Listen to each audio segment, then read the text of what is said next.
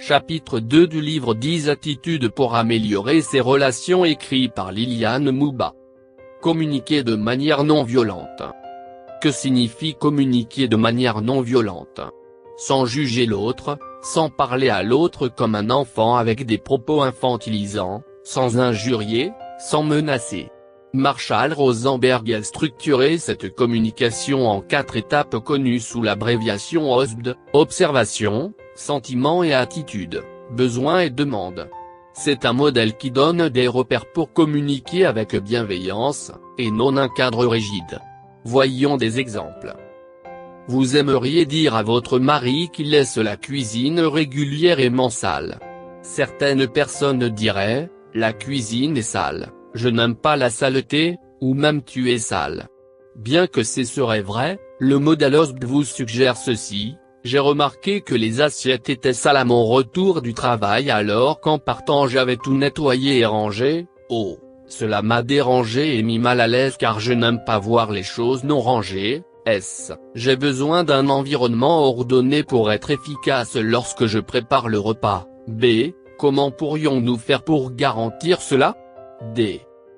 Votre enfant n'a pas étudié ses leçons depuis plusieurs jours.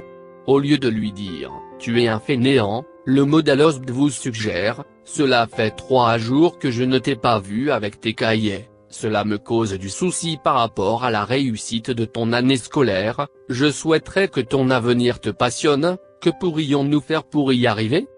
Vous avez remarqué que la communication se concentre sur ce que la personne qui parle ressent, et non en pointant l'autre du doigt. Dire, j'ai l'impression que tu ne m'aimes plus comme avant, c'est un jugement. Pourquoi? Vous avez utilisé le tu. Alors que si vous décrivez les faits et exprimez vos sentiments, l'autre personne ne reçoit pas de secousse. Par exemple, cela fait 6 mois qu'on n'a pas fait une sortie en couple, je ressens ce besoin et je pourrais penser que notre amour a perdu de la flamme. Est-ce le cas? Si oui, je proposerais qu'on planifie un week-end rien que toi et moi. Il y a d'autres modèles, dont la spirale vertueuse proposée par Robert Zuilly. Mon mari aime beaucoup cette méthode car sa personnalité le met mal à l'aise avec les conflits. Elle consiste à exprimer l'observation, ce qu'on ressent, ce qu'on pourrait penser au conditionnel, et la demande au conditionnel. Par exemple, vous avez rendez-vous avec un ami, il arrive 30 minutes en retard sans vous avertir, de plus il ne s'excuse même pas. Au lieu de bouillonner à l'intérieur, dites-lui ce que vous pensez. Non pas comme ça, tu m'énerves, la prochaine fois je ne t'attendrai pas, tu es toujours en retard, c'est un manque de respect, tu aurais au moins pu m'avertir. Voici à quoi la spirale vertueuse ressemblerait, elle permet de rendre les messages difficiles entendables, nous avions rendez-vous à 15h00, tu es arrivé à 15h30 sans m'avertir. J'ai fait de gros efforts pour être à ce rendez-vous et tu ne t'es pas excusé. Je pourrais penser que mes efforts auraient été inutiles, comment pourrions-nous faire pour éviter ce genre de situation mon ami?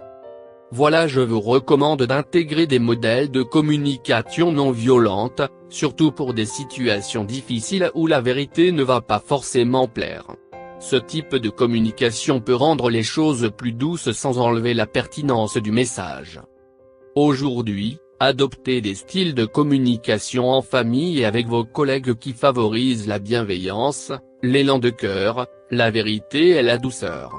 Même avec vos enfants, désarmez leur possibilité de se braquer, de se rebeller avec une douce communication.